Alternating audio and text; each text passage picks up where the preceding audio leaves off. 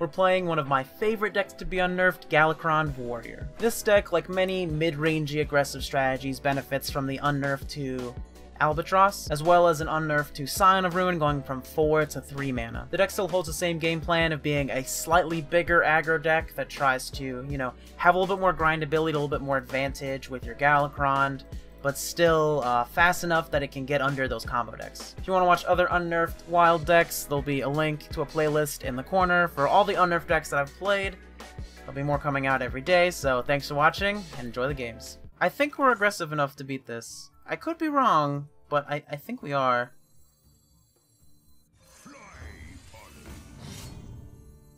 Because we do have that weapon, I am just going to coin this out. This deck has a really hard time with decks that are faster than it, and I speak from experience. I played the deck for like over an hour. It's not that hard to be faster than this as an aggro deck. So if we just aggro them, like, we should be okay. If we hero power on 2, though, we're going to fall behind a little bit, which could suck, but between this, into this, looks pretty okay. Nizos first mate. Did we just jam that? I don't think so.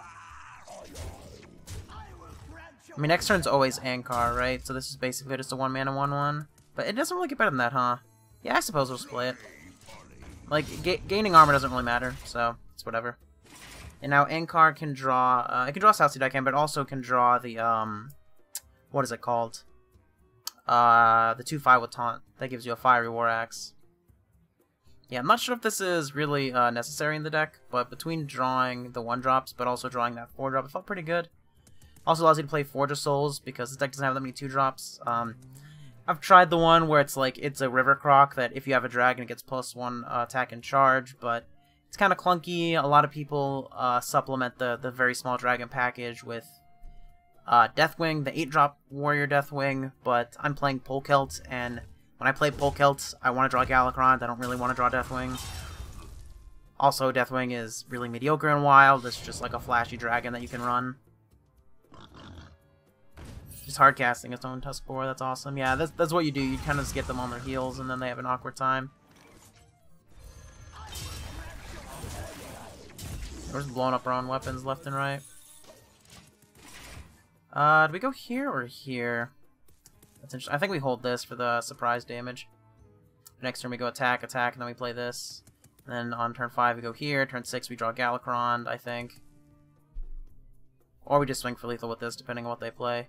They're pretty far off of Caverns below, so... Okay, they are secret passaging, so they might get there? I mean, they're not going to be able to flip it this turn, but they might find the, like, the Flybooter Shadow Step. Scale Height is pretty good. Yeah, that's going to gain 2 life, because we're going to attack it, right? Oh, freezing our face! That's really good. That is really good. Yeah. Glacial Shard, really good hit off of Secret Passage for them there. I think that just means we core chronology unless we draw some other 4-drop.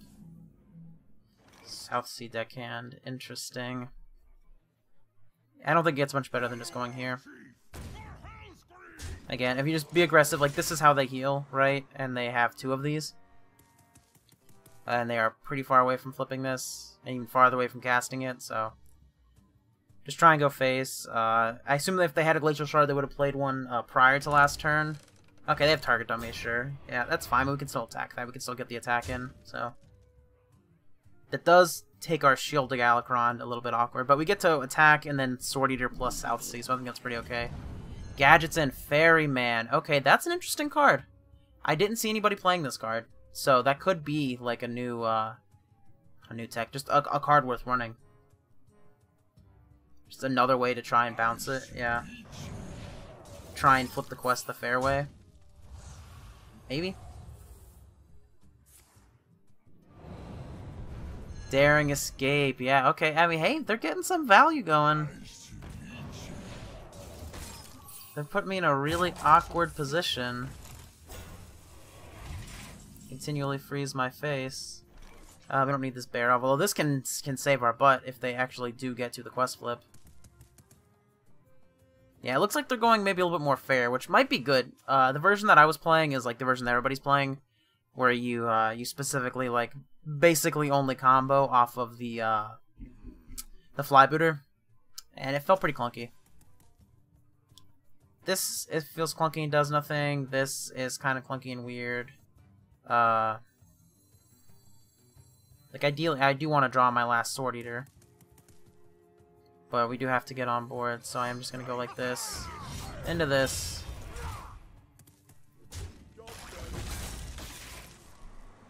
Now, we have a pretty commanding board presence. So that's 4, 5, 6, 7, 8... 9, 10, 11, 12, 13, 14. We can get up to 2 next turn, assuming that they don't have any more freezes. Which, they might not. Oh, no, we know they have that 2-drop, so they can freeze one thing here, right? But, like, even still, you know?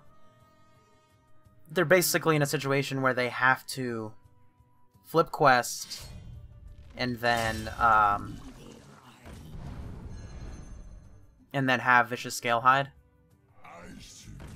And that might not even be enough for them. Yeah, they're pretty smart. Yeah, they're playing around Shield Galakrond. Yeah, so they have a free Caverns below, or a free Caverns below, like a fair Caverns below. That's interesting. That might be the way to go. I mean, I don't think they can interact with my board anymore. We have a pretty good amount of damage. Let's see. Yeah, there's Ritual Chopper. Yeah, if they don't freeze our turn for like, if they don't freeze our face, sorry, for like 1 turn, we have a really good go at it. So they're going to be able to quest and then Scalehide gain 5, which is a big deal. How does that change what we want to do with our turn? I think it involves this.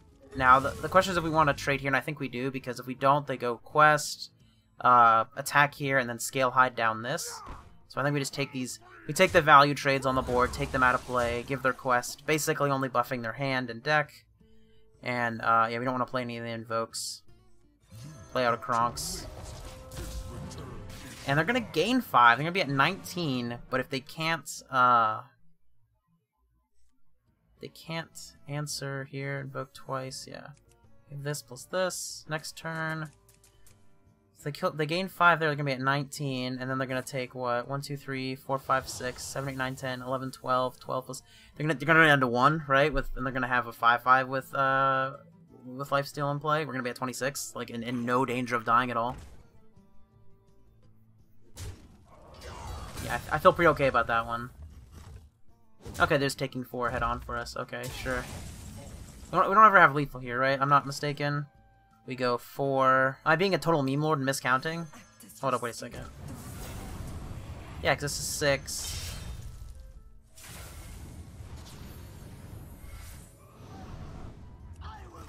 Oh yeah, they're super dead. Yeah, or no, they're not super dead. They're Xaxis dead. Yeah, okay. Well, I don't know how to count. But yeah, that was basically my experience playing Quest Rogue, is if you play against any kind of deck that's blowing with any kind of force, you know, a stiff breeze will knock you over. Definitely good for us. I think I just go Crystal Core into Stone Tusk board to push as much damage as possible. They're not removing this? Are they dead? They're not dead, right? There's like no way.